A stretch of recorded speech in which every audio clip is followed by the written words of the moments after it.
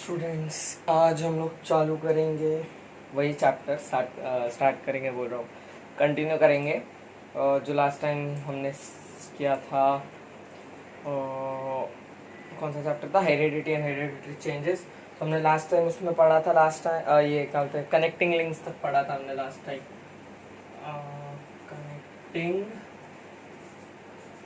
Links connecting links तक पढ़ा था हमने लास्ट टाइम। कनेक्टिंग लिंक्स के बाद आज ही चैप्टर ख़त्म कर देंगे पूरा। तो फिर उसके अंदर तुम्हें बताऊंगा कि क्या क्या लर्न करना है इसमें। तो आज का थोड़ा छोटा हो सकता है लेक्चर, तो ठीक है। हाँ, तो हमने लास्ट टाइम तक कनेक्टिंग लिंक्स तक पढ़ा था। उसके बाद उसके बाद नेक्स्ट है एम्ब्रायोलॉजिकल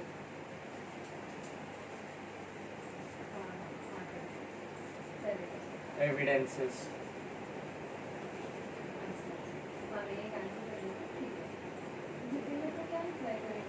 एम्ब्रायोलॉजिकल एविडेंसेस। अब एम्ब्रायोलॉजिकल एविडेंसेस क्या होते हैं? पेज नंबर 7 अपने सामने अपने टेक्स्ट बुक में खोलो। Comparative study of embryonic development stages of various vertebrates given in the picture shows that all embryos show extreme similarity during initial stages and those similarities decrease gradually. Similarities in initial stages indicate the common origin of these animals.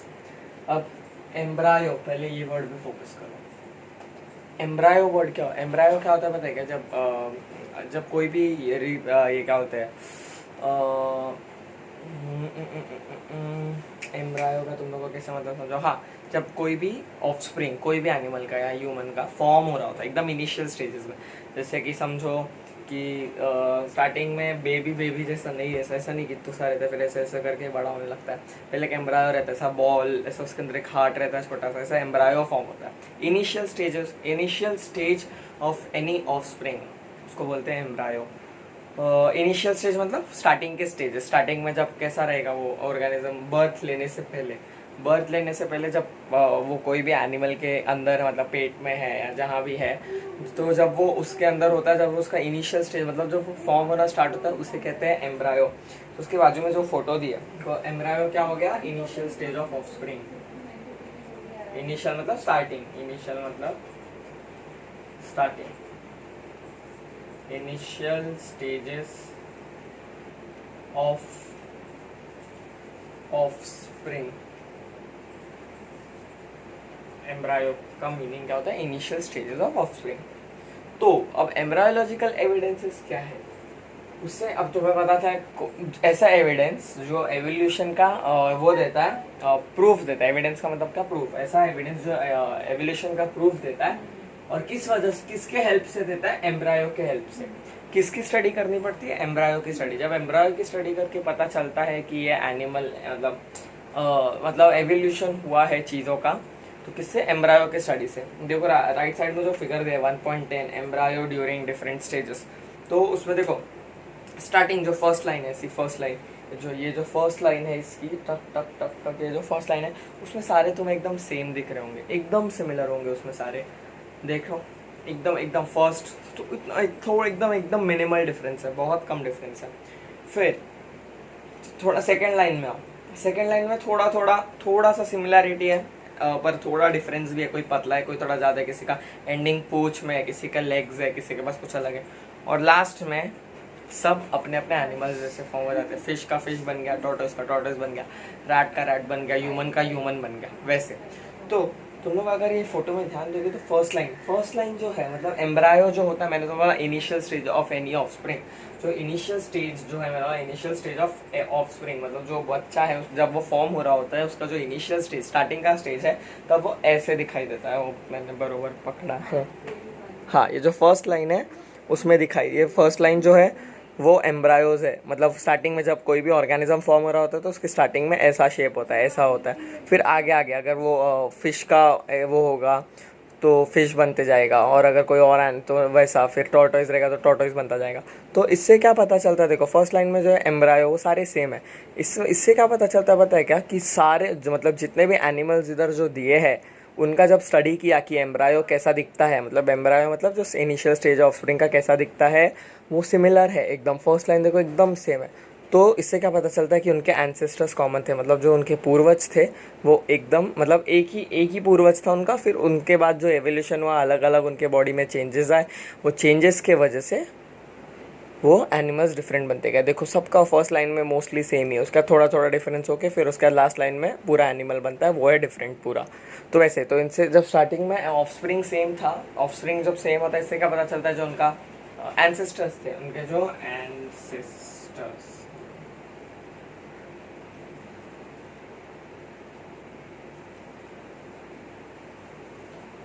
Ancestors थे वो common थे। Common मतलब ancestors थे जो उनके वो common थे। Common कैसे थे?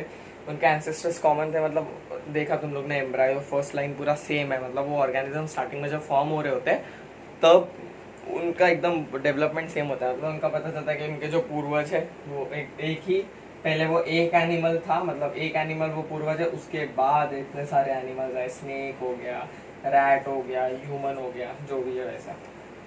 तो आई होप तुम्हें एम्ब्रायोलॉजिकल एविडेंस समझ आया। एम्ब्रायोलॉजिकल एविडेंस को एकदम सिंपल मैं रीड करके दी। Comparative study of embryonic development stages of various vertebrates. Vertebrates मतलब क्या? जिनकी पीठ में मतलब जिनका बैकबोन होता है, vertebrates. given in the picture shows that all embryos show extreme similarities during initial stages। मैंने कहा एकदम सिमिलर है, इनिशियल स्टेजेस मतलब स्टार्टिंग के स्टेजेस में, इनिशियल स्टेजेस में एकदम सिमिलर है। फिर ग्रेजुअली वो सिमिलैरिटीज कम होती है, मतलब जैसे अभी स्टार्टिंग में सेम है, पर अगर टॉर्टोइस का बच्चा ह्यूमन जैसा दिखने लगेगा तो फिर वो प्रॉब्लम हो जाएगा, तो ऐसा हो नहीं सकता। तो similarities in initial stages indicate the common origin of animal, मतलब एक ओरिजिन था, एक एंसेस्टर था, उससे फिर एवोल्यूशन हो के अलग अलग हुआ। तो ये है एम्ब्रायोलॉजिकल एविडेंस। हाँ, तो next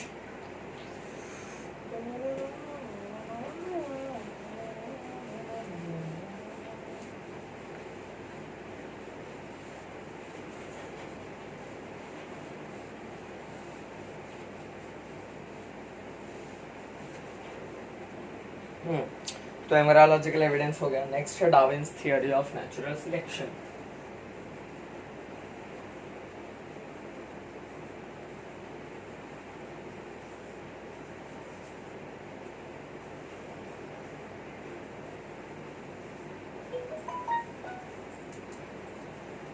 Darwin's theory of natural selection, ये जो डार्विन है ना, ये जो हम पढ़ रहे हैं ना अभी पूरा, ये सब इस इंसान के वजह से पूरा पॉसिबल हुआ। इसने लाखों एनिमल्स की रिसर्च की, लाखों एनिमल्स को ऐसा बोला जाता है पर मेरे को फिक्स पता नहीं, उसने टेस्ट किया, काट काट के खाया उनको कि उनके ऊपर वो रिसर्च कर सके। so, लाखों एनिमल्स को उसने टेस्ट किया, सब बोलते हैं, पता नहीं उसने किया कि नहीं, बट ऐसा बोला जाता है। तो वो बंदा था उसका जो स्टडीज़ है, उसका जो रिसर्च है, उसका जो फाइंडिंग्स है, वो उसके वजह से आज हम लोग को इतना बायोलॉजी में आगे बढ़ पाए हैं। डार्विन नहीं होता तो बायोलॉजी मेरे को नहीं लगती इतनी आगे होती आज। तो Charles Darwin had collected innumerable specimens of plants and animals and depending upon the observations of the specimens he published the theory of natural selection which preaches the survival of the fittest। Darwin ने ये सब ऐसे लाखों, समझो 1 lakh animals, specimens का मतलब examples होता है, स्पेसिमेंस मतलब एग्जाम्पल्स। तो उसने डार्विन ने 1 लाख एनिमल्स का एग्जाम्पल कलेक्ट किया और उसके ऊपर उसने किया रिसर्च। अब उसने रिसर्च किया हर एक एनिमल के ऊपर अलग डिफरेंट रिसर्च किया उसने हर एक एनिमल पे। फिर उसके बाद उसका जो रिजल्ट मतलब वो क्या बोलते हैं उसका जो वो आया, कंक्लूजन आया। उसका कंक्लूजन क्या था पता है? Survival of the fittest. अब survival of the fittest, survive करने का क्या मतलब होता है? जिंदा रहना। तो उसने जब लाखों ये एनिमल्स और प्लांट्स को जब वो किया तो उसको एक कंक्लूजन मिला कि जो थियरी ऑफ नेचुरल सिलेक्शन है, नेचुरल सिलेक्शन का मतलब क्या? नेचर सिलेक्ट करता है कि कौन जिंदा रहेगा और कौन मरेगा, कौन जिंदा रहेगा कौन मरेगा, नेचर कैसे सिलेक्ट करेगा? इसी पे ये बेस्ड है कि सर्वाइवल ऑफ द फिटेस्ट, जो फिट रहेगा इस दुनिया में जीने के लिए वही बचेगा, बाकी को नेचर मार देगा। अब ये कैसे चलता है? ऐसा होता है कि जैसे कि समझो सर्वाइवल ऑफ द फिटेस्ट का तुम लोगों ने मतलब समझा है कि जो फिट रहेगा इस दुनिया में रहने के लिए, मतलब जो जिसके पास उतनी कैपेबिलिटीज है, जो खुद को जिंदा रख सकता है, दूसरों मतलब खाना अपना खुद का फीडिंग प्रोसेस कंटिन्यू रख सकता है, और फिर वैसा तो उसका वही बचेगा, बाकी सब पेरिश हो जाएंगे। मतलब इधर दिया है, मैं रीड करूंगा उसके बाद। पेरिश मतलब गायब हो जाएंगे, बाकी सब मर जाएंगे। तो इसमें कैसा होता है, इसका बोलना है कि सब लोग रिप्रोड्यूस करते हैं, सारे एनिमल्स रिप्रोड्यूस करते हैं, रिप्रोडक्शन करते हैं, पर उन लोग सारे एनिमल्स आपस में कंपटीशन होता है, सारे एनिमल्स के आपस में compete करते हैं कि कौन जिंदा बचेगा। लायन डियर के पीछे भागता है उसको खाने के लिए। अगर लायन डियर को मारते खाते हुए आ रहा है आज तक, इसलिए डियर मरते जाता है हमेशा और लायन हमेशा जिंदा रहता है। वही अगर डियर उतना फिट होता कि वो भाग जाता, लायन उसको पकड़ नहीं पाता, या चीता है जो भी है उसको पकड़ नहीं पाता, तो क्या होता, लायन और इन लोग का ये स्पीशीज डेंजर में आ जाता, क्योंकि इन लोगों को कुछ खाने नहीं मिलता, खाते नहीं तो स्टार्व करके मर जाते। तो वैसे जो फिट नहीं रहता इस नेचर में रहने के लिए, मतलब इस एनवायरनमेंट में रहने के लिए, उसको नेचर मार देता है। सीधी सी बात है। अगर लायन डियर के पीछे भागता है, उसको चेस करता है उसको खाने के लिए, पर उसको नहीं पकड़ पाता है, डियर फास्ट है उससे ज़्यादा, तो डियर भाग जाएगा। पर अगर लेकिन रियलिटी क्या है, मोस्ट ऑफ द टाइम, हमेशा नहीं पर most of the time lion deer को पकड़ के खा लेता है। तो क्या है, जो डियर था उसको क्या नेचर के हाथों से मर गया, लायन नेचुरली ऑब्वियसली, तो नेचर के हाथ से डियर मर गया, और लायन जो है उसके पास उतना स्ट्रेंथ था कि उसको पकड़ के भाग के खा सके, तो उसने खाया और वो खा के अभी जिंदा रहेगा। तो ऐसे ही उसके पास स्ट्रेंथ नहीं था, वो फिट नहीं था रहने के लिए, वो मर गया। ये फिट है, ये खा सकता है, अपना खुद का केयर ले सकता है, ये जिंदा है। That's how natural selection works. Nature select करता है कि कौन जिंदा रहेगा और कौन मरेगा। और एक एग्जांपल, हाँ ये एट द एंड इसका कंक्लूजन क्या पता है क्या, मतलब जो ये सब नेचुरल सिलेक्शन से कौन मरा कौन बचा कितने बचे, फिर और क्या होता है पता है क्या, जब इन लोग आपस में कम्पीट कर रहे होते हैं ना, तो ओवर द ईयर्स, ऐसे 1-2 साल में नहीं, ओवर द ईयर्स 300-400 लाख सालों में या 300-400 सालों में चेंजेस आते हैं बॉडी में एनिमल्स के। अब कैसा है, अभी लायन खाते और डियर मरते, मतलब डियर के बॉडी में कुछ चेंजेस आए, लायन के बॉडी में कुछ चेंजेस आए, उनके बायोलॉजिकल का उसमें भाग के 400 सालों से अगर डियर भागते आ रहे तो उनके बॉडी में चेंज आए। अभी पहले स्लो होंगे, अभी फास्ट होते गए, लायन पहले, कुछ तो चेंजेस होते हैं, तो उस चेंज को बोलते हैं एवोल्यूशन। जो बॉडी में चेंज आएगा वो है एवोल्यूशन ओवर द ईयर्स। तो ये जो है सर्वाइवल ऑफ द फिटेस्ट, क्या है सर्वाइवल ऑफ द फिटेस्ट, इसकी थियोरी का ये कंक्लूजन है कि इसके डार्विन के थियोरी ऑफ नेचुरल सिलेक्शन का, उसने क्या बोला कि नेचर सिलेक्ट करता है कि इस एनवायरनमेंट में कौन जिंदा रहेगा, फिटेस्ट, जो रहने के लायक है। रहेगा कौन, और क्या बोल रहा था मैं, हाँ जो रहने के लायक है। फिर उसके बाद और क्या बोला मैंने, हाँ और सर्वाइवल ऑफ द फिटेस्ट हो गया। हाँ मैंने तुम लोग को एग्जांपल दिया कि वो डियर और लायन था, लायन ने उसको खा लिया तो वो जिंदा रहा, डियर नहीं था फिट करने के तो लायन ने उसको मार दिया। तो वैसे ही नेचुरल सिलेक्शन काम करता है, नेचर सिलेक्ट करेगा कि कौन जिंदा रहेगा कौन मरेगा, दैट्स इट, एकदम सिंपल उतना। और उसने बुक लिखी थी, उसका बुक का नाम था, उसमें यही बुक में उसने ऐसा मेंशन किया था, ओरिजिन ऑफ स्पीशीज में इसने सर्वाइवल ऑफ द फिटेस्ट और थियोरी ऑफ नेचुरल सिलेक्शन में वो क्या था, अभी रीड करता हूँ। Charles Darwin had collected innumerable specimens of plants and animals. मैंने बोला इनन्यूमरेबल मतलब उसने 1 लाख से, मैंने तो एग्जांपल के लिए 1 लाख किया, पर उसने उससे भी ज्यादा किया था। तो collected innumerable specimens of plants and animals depending upon the observations of the specimen. उसने एग्जांपल्स कलेक्ट किया, उसके बाद उनके ऊपर क्या किया, उसने एग्जांपल्स पे रिसर्च किया। स्पेसिमेंस का होता है एग्जांपल्स, उसने उस पे रिसर्च किया। एक मिनट,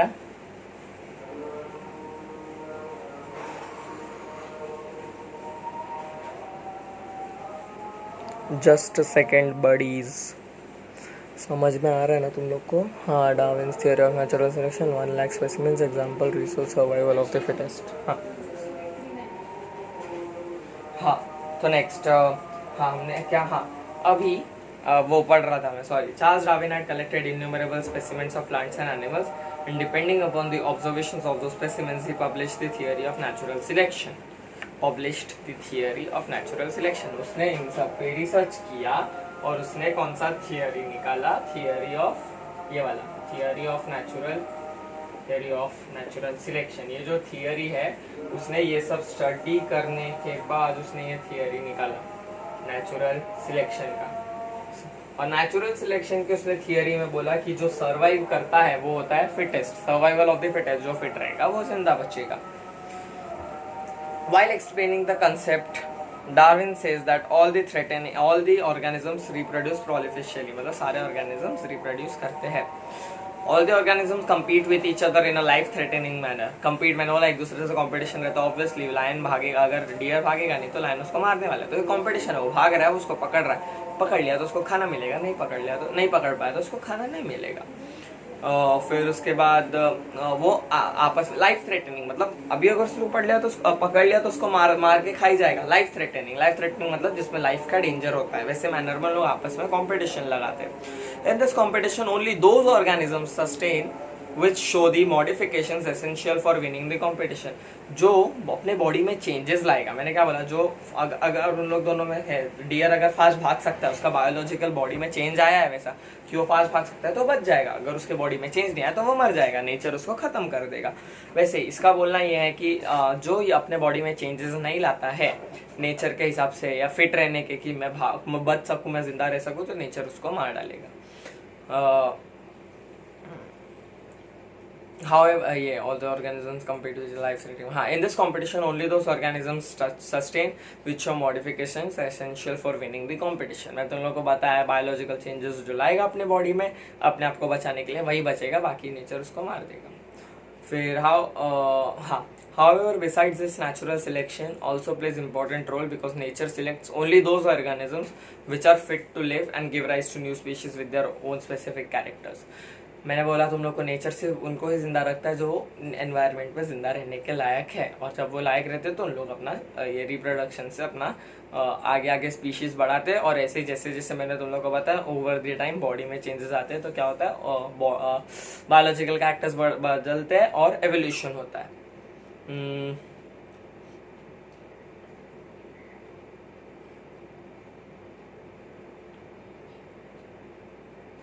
मैंने लगता है बीच में एंड द रेस्ट पेरिश, वो बीच की एक लाइन मैंने मिस कर दी थी। एंड द रेस्ट पेरिश मतलब गायब, मर जाते हैं, गायब नहीं हो जाते, मर जाते हैं। तो sustained and selected organisms can perform reproduction and thereby give rise to new species. जो बचे हुए एनिमल्स हैं जिन लोग ने मॉडिफिकेशंस दिखाए वैसे उन लोग मॉडिफिकेशंस दिखाते रहते हैं, रिप्रोड्यूस करते हैं और उनके बॉडी में चेंजेस आते हैं और उसे ही कहते हैं एवोल्यूशन, और उससे न्यू स्पीशीज फॉर्म होती है। Darwin's theory of natural selection was widely accepted for long duration, मतलब सबने एक्सेप्ट किया था इस थियरी को, किसी ने फिर भी हर चीज़ में ऑब्जेक्शंस आते तो आगे ऑब्जेक्शन, सबने इसको बहुत अच्छे टाइम लंबे टाइम के लिए एक्सेप्ट किया। उसके बाद however some objections were raised against the theory, हमेशा की तरह प्रॉब्लम्स, तो ऑब्जेक्शंस बहुत लोगों ने उसके अगेंस्ट ऑब्जेक्शन, बहुत नहीं थोड़े ऑब्जेक्शंस उठे उसके थियरी के अगेंस्ट कि थियरी रॉन्ग है या ये इनकम्प्लीट है या इसमें कुछ गलत है ऐसे करके। तो अब हम ये तो मैं मार्क कर लो, ये पूरा पैराग्राफ हम लोग को लर्न करने का है। तो widely accepted, however some objections were raised against the theory, some of the main objections are, तो ये जो एग्जांपल्स होंगे उसे तुम्हें लर्न करना है। ये जो एग्जांपल्स है सामने इधर मैं रीड कर रहा हूँ एक बार। Natural selection is not only the factor responsible for evolution. मैंने बोला था कि ये एक जो ऑब्जेक्शन रेज्ड हुआ था उसके अगेंस्ट क्या था कि जो इसने जो बोला है, ये जो प्रोसेस है कि जो फिटेस्ट रहेगा वही जिंदा बचेगा, बाकी सब मर जाएंगे, वो अकेला रीज़न नहीं है कि एवोल्यूशन है, कि दूसरे टाइप के एनिमल्स है, कि एक एनिमल से दूसरा एनिमल फॉर्म होता है, वो एक अकेला रीज़न नहीं है। ये जो इसकी थियरी ऑफ नेचुरल सिलेक्शन, ये अकेला रीज़न नहीं, उसके अलावा बहुत भी रीजंस है, और वो बात सही थे। Next, Darwin did not mention any explanation about useful and useless modifications. Darwin ने यूजफुल और यूजलेस मॉडिफिकेशन मतलब चेंजेस, और यूजफुल अभी कोई भी चेंजेस होते हैं बॉडी में तो दो टाइप के होते हैं, एक यूजफुल चेंज और एक अनयूजफुल चेंज। किसी का काम होता है, किसी का काम नहीं होता। तो डार्विन ने ऐसा कुछ नहीं बताया कि ये एनिमल में ये जो चेंज आया वो यूजफुल था उसके लिए, एनिमल में जो चेंज आया वो उसके लिए अनयूजफुल था, ऐसा कुछ नहीं बताया। There is an explanation about slow changes and abrupt changes. Abrupt changes मतलब जो अचानक में होते हैं। अब्रप्ट चेंजेस जैसे एब्रप्ट चेंजेस मैंने तुमको बोला ओवर द कोर्स जो होते हैं वो gradual, slow and gradual changes, और एब्रप्ट चेंजेस मतलब ऐसा अचानक में एक दो या 10 या 100 साल में जो चेंज होते हैं वैसे एकदम थोड़े कम टाइम में, वो वाले। और हाँ स्लो चेंजेस तो अपना gradual evolution, there is no explain, हाँ वो irrespective of all his objections, Darwin's work on evolution has been a milestone। ये सब objections उठे थे उसके अगेंस्ट, बट फिर भी डार्विन का जो काम था वो आज तक एक माइलस्टोन, मतलब एक अचीवमेंट माना जाता है, बहुत अच्छा काम था उसका वैसा।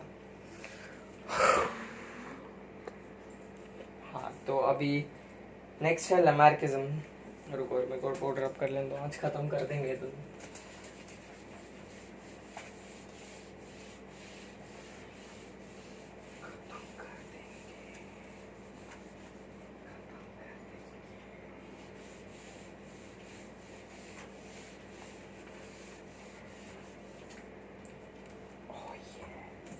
हाँ तो नेक्स्ट है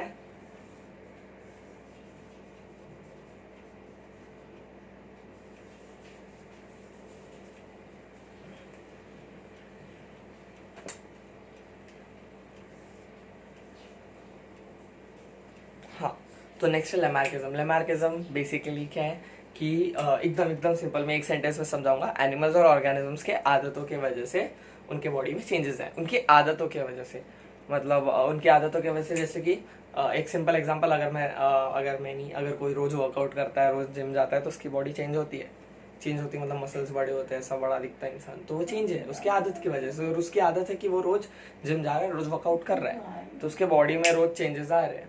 तो वैसे अभी इसको इन लोग एकदम एक्सप्लेन में समझाएंगे। जीन बैप्टिस्ट लैमार्क मतलब ये जो लैमार्किज्म है, लैमार्किज्म जिसकी थियरी है उसका नाम है जीन बैप्टिस्ट लैमार्क। मार्क कर लो, लर्न कर लो। That morphological changes occurring in living organisms are responsible for evolution and the reason behind the morphological changes activities of laziness और दैट ऑर्गेनिज्म। अगर कोई किसी की एक्टिविटी, अभी मैंने जिम जाता है जो, उसकी एक्टिविटी अभी वो एक्टिविटी है, उधर जाके वर्कआउट कर रहा है, वो एक एक्टिविटी है, तो उस वजह से उसकी बॉडी चेंज हो रही है। पर इसके हिसाब से एक्टिविटी और लेजीनेस मतलब अगर किसी चीज़ का यूज़ नहीं किया तो उस वजह से भी बॉडी में चेंजेस आते हैं। अगर किसी चीज़ का यूज़ किया तो चेंजेस, नहीं किया तो चेंजेस। तो जो ऐसे चेंजेस आते हैं ऑर्गेनिजम्स के बॉडी में, जो किसी चीज़ को यूज़ करने या नहीं करने या किसी एक्टिविटी के वजह से आते हैं या नहीं करने की वजह से आते हैं, उसे कहते हैं Lamarckism. He called this concept as the principle of use or disuse of organs। जैसे कि ये प्रिंसिपल जो है उसकी थियरी का, उसको क्या बोलता है? यूज और disuse of organ.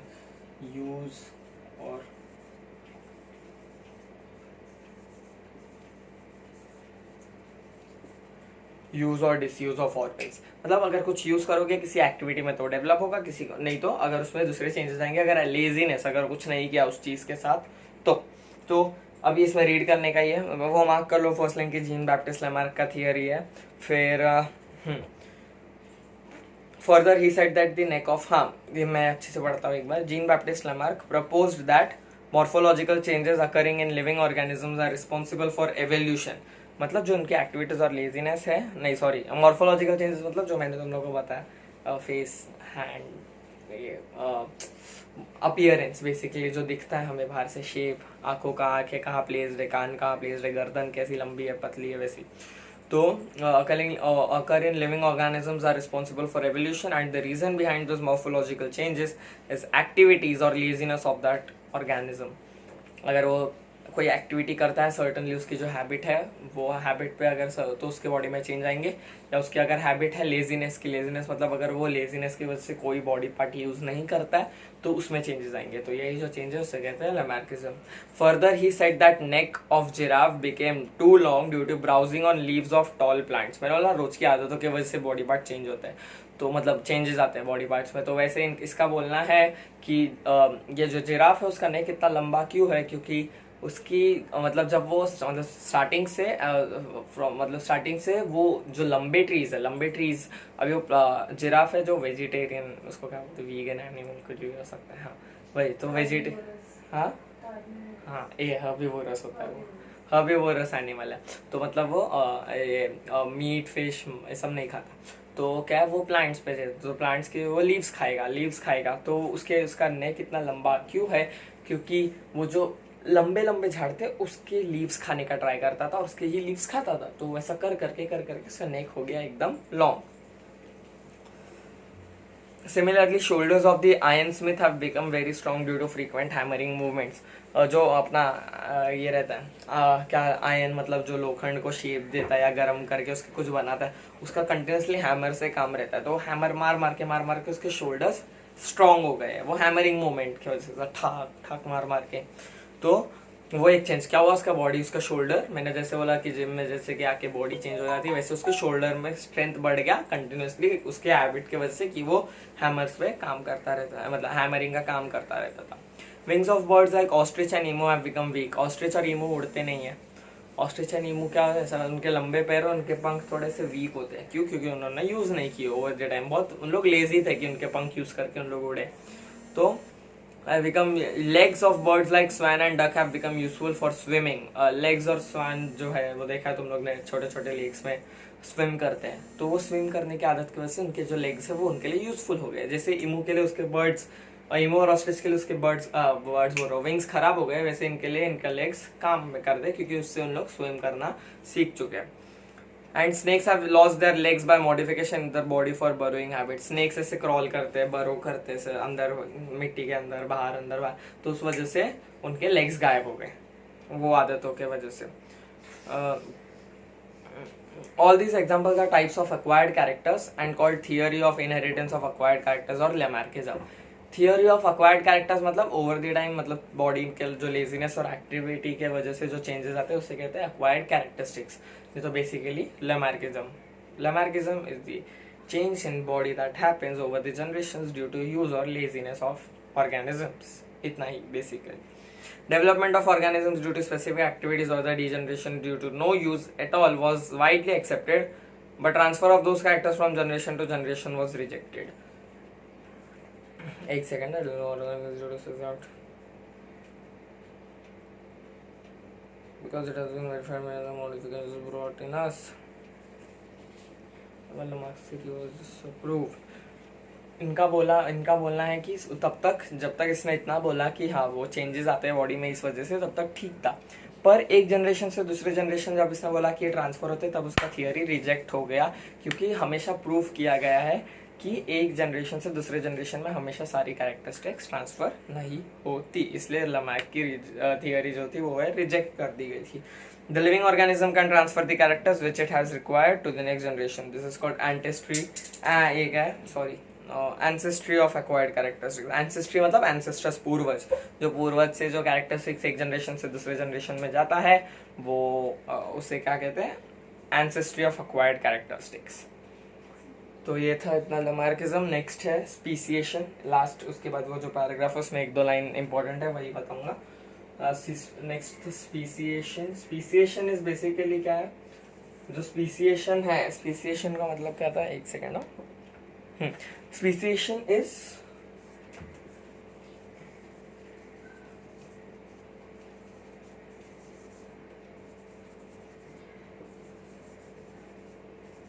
Formation of new species. New species अगर फॉर्म हो रही है तो वह स्पीसिएशन. तो स्पीसिएशन का मैं रीड करूंगा पैराग्राफ बहुत छोटू से. Formation of new species and plants and animals in the effect of evolution is speciation. तो मतलब जब दुनिया भर के इफेक्ट्स के वजह से अगर कोई न्यू स्पीशी फॉर्म हो रही है तो उसे कहते हैं speciation. Species is the group of organisms that can produce fertile individuals through natural reproduction. ये जो स्पीशीज है, जो स्पीशिएशन से फॉर्म हुई है, वो रिप्रोड्यूस कर सकती है और जो उनके ऑफस्प्रिंग्स है वो भी रिप्रोड्यूस कर सकते हैं. फिर each species grow in specific geographical conditions. जो जोग्राफिकल कंडीशंस है वो स्पीशीज को अफेक्ट करते हैं, उनके अंदर एवोल्यूशन लाते हैं. एग्जांपल पोलार बेर है, मतलब वो जो पोलार रीजन में जो बेर होता है वो व्हाइट होता है, जो नॉर्मल रीजन का बेर होता है ब्राउन होता है. अब उधर का व्हाइट क्यों है और उसका फर एकदम थिक होता है. फर क्यों थिक होता है उसका, क्योंकि उसको वो ठंडे माहौल में अपने आप को जिंदा रखना है, तो उसके बॉडी ने चेंज दिखा और उसकी बॉडी का हेयर ग्रोथ बढ़ गया, तो वो हो गया स्पीसिएशन. तो क्या हुआ, स्पीशी चेंज हो गया, वो व्हाइट बेर हो गया, वो पोलार बेर हो गया और ये ब्राउन बेर हो गया. तो वैसे However, genetic variation is responsible for formation of new species from earlier one. Genetic variation जो जनरेशन टू जनरेशन में ट्रांसफर होते होते चेंजेस आते हैं, वो चेंजेस का भी रिलेशन है एवोल्यूशन से. Besides geographical and reproduction, geographical and reproductive changes are responsible. वैसे ही जोग्राफिकल कंडीशंस, मैंने एक एग्जांपल दिया पोलर बेयर का, वो कंडीशंस और रिप्रोडक्टिव चेंजेस, मतलब जो जनरेशन टू जनरेशन जो थोड़े बहुत चेंजेस आते हैं, वो भी रिस्पॉन्सिबल है स्पीसिएशन के लिए. और स्पीसिएशन मतलब फॉर्मेशन ऑफ न्यू स्पीशीज. हाँ, तो जो नेक्स्ट है evolution of human evolution. Human evolution में तुम लोग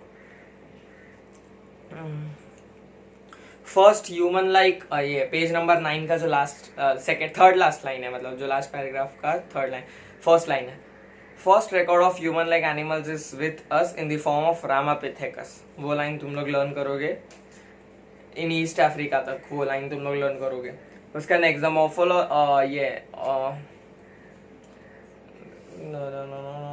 हाँ, एवोल्यूशन वाला, उसके बाद evolution of upright man continued in the direction of developing it's brain from the period about 1 lakh years, and meanwhile it's discovered the fire. Brain of 50,000-year-old man has been sufficiently evolved to a constraint that it could be considered as the member of class wise man Homo sapiens. वो paragraph mark करो और उसको एक बार read रखना, क्योंकि Homo sapien का filling the blank last time मेरे को बोर्ड में आया था. नियंडरथल मैन वाला लाइन भी है, उसका जो नेक्स्ट पैराग्राफ में Neanderthal man can be considered as the first example of wise man, वो लाइन भी लर्न करनी है. बस इतना ही, and we are done for the chapter. तो आज के लिए बस इतना ही. और ये तुम लोग का होमवर्क है, तुम लोग को ये सारे पहले तो लैमार्किज्म का पैराग्राफ लर्न करना है, फिर उसके बाद Darwin's theory of natural selection का पैराग्राफ लर्न करना है, एम्ब्रियोलॉजिकल एविडेंस का पैराग्राफ लर्न करना है. उसके बाद ये चैप्टर, और वो लिखना भी है 5 टाइम्स तीनों पैराग्राफ्स. और उसके बाद ये जो क्वेश्चन आंसर्स है वो तुम लोग अपने डाइजेस्ट में से जैसा लर्न करते हो वैसा टेक्सचुअल मार्क करके लर्न करोगे. That's all for the day. Bye.